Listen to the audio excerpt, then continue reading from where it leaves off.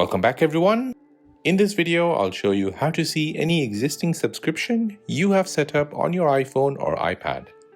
Subscription includes services that you sign up for in-app, such as Hulu, Spotify, Apple Music, or Apple TV, or HBO.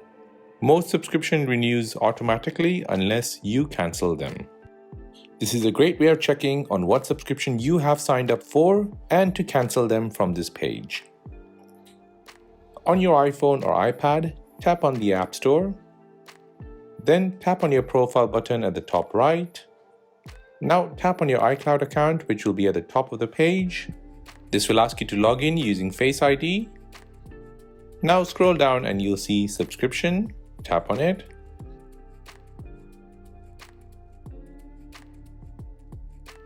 Here you'll see all the subscriptions you have subscribed to now and in the past. As you can see, I had Apple Music subscribed, but it has now expired. And that is how to see any existing subscription you have set up on your iPhone or iPad. If you have made it to the end of this video, then please hit the like button, and most importantly, please consider subscribing to this channel for more videos like this. If you have any other questions, then please do let me know in the comment section down below. Thanks for watching and see you in the next one.